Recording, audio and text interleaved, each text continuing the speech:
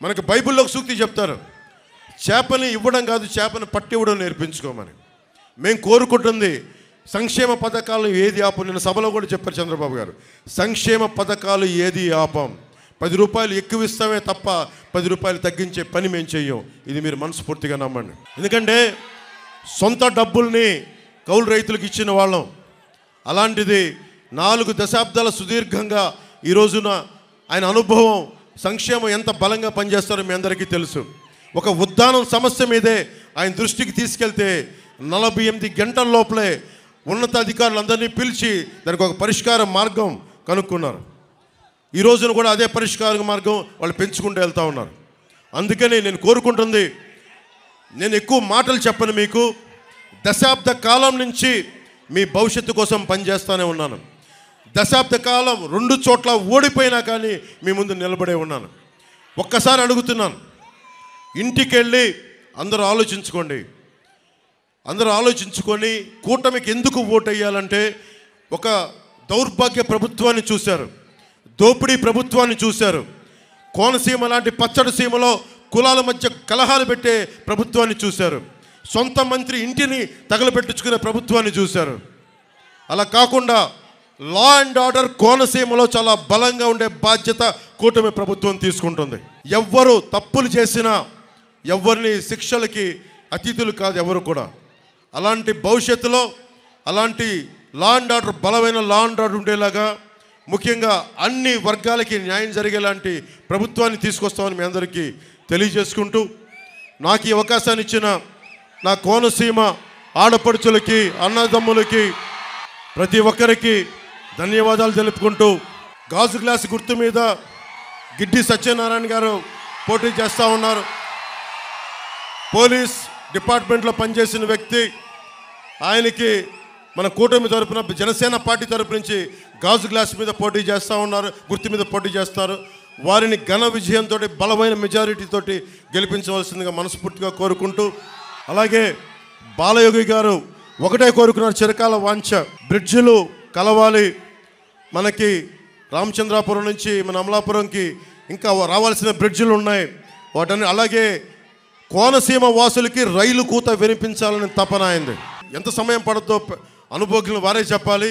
నాకైతే కోనసీమలో రైలు కూత వినిపించే వరకు మేము అహర్నిశలు కష్టపడతాం. ఏదైతే బాలయోగి గారు కోరుకున్నారో, వారి అబ్బాయి సారథ్యంలో కోనసీమలో రైలు వెళ్ళేలాగా, చక్కటి కొబ్బరి పొలాల మధ్య గొప్ప రైల్వే టూరిజం వచ్చేలాగా, ఒక రాజస్థాన్లో ఉండే ఒక ప్యాలెస్తాన్ వీల్స్ లాగా ఒక అద్భుతమైన, ఒక వీణులు విందు చేసే సుందర దృశ్యాలతోటి మధ్యలో కొబ్బరి వనాల మధ్యలో నుంచి రైల్వే వెళ్ళేలాగా బాధ్యత మేము తీసుకుంటామని తెలియజేసుకుంటూ, అమలాపురం పార్లమెంట్ అభ్యర్థిగా తెలుగుదేశం సైకిల్ గుర్తు మీద పోటీ చేస్తున్నారు. వారికి మనందరూ బలమైన మెజారిటీతోటి హరీష్ గారిని, బాలయోగి గారి అబ్బాయి హరీష్ గారిని గెలిపించవలసిందిగా మనస్ఫూర్తిగా కోరుకుంటున్నాం. ఒక 2 విషయాలు చెప్పి ముగించేస్తాం. ఓటు ట్రాన్స్ఫర్ అనేది చాలా కీలకం. మేము సైజు తగ్గించుకున్నాం. నిన్న ఒక CNN ఇంటర్వ్యూలో కూడా చెప్పాను, ఇంత బలం ఉండి ఎందుకు సైజు తగ్గించుకున్నాం అంటే, మీరు గెలవాలి, నేను సైజు తగ్గించుకున్నాను. మీరు గెలవాలంటే ఓటు చీలకూడదు. ఎందుకంటే చంద్రబాబు గారికి కూడా 4 దశాబ్దాల సుదీర్ఘ అనుభవం ఉండి పాప ఆయన కూడా సతమతం అవుతూ ఉన్నారు సైజు తగ్గించుకొని. మేమందరం కూడా తగ్గింది మీకోసం, మిమ్మల్ని గెలిపించడానికి. ఎక్కడ నెగ్గాలో కాదు, ఎక్కడ తగ్గాలో తెలియాలి. ఈ సూక్తిని మేమందరం పాటించాం. ఇది మీ గెలుపు కోసం. అలాగే ఓట్ ట్రాన్స్ఫర్ ముఖ్యంగా జనసేన మద్దతుదారులకి, జనసేన నాయకులకి అందరికీ దయచేసి విన్నవించుకుంటూ ఉన్నాం. మనం పోటీ చేయని చోట ఆ ఓట్ అంతా తెలుగుదేశం పార్టీకి, భారతీయ జనతా పార్టీ, మన ఎన్డీఏ కూటమికి వెళ్ళాలి. అది మీరు ఆలోచించుకొని వేయండి. ఎందుకంటే ఇది మీ భవిష్యత్తు, నా ఒక్కడి భవిష్యత్తే కాదు, మీ అందరి భవిష్యత్తు కోసం చేస్తూ ఉన్నాం. కోపాలకి తాపాలకి పోకుండా, చిన్నపాటి ఆగ్రహాలకి లోనవ్వకుండా ఆలోచించి ఓటేసి దూర ప్రయోజనాల్ని దృష్టిలో పెట్టుకొని ఓటేయండి. అందుకని దయచేసి జనసేన లేని చోట ఆ ఓట్ అంతా కంపల్సరీగా తెలుగుదేశం పార్టీకి, భారతీయ జనతా పార్టీకి ట్రాన్స్ఫర్ అవ్వాలి.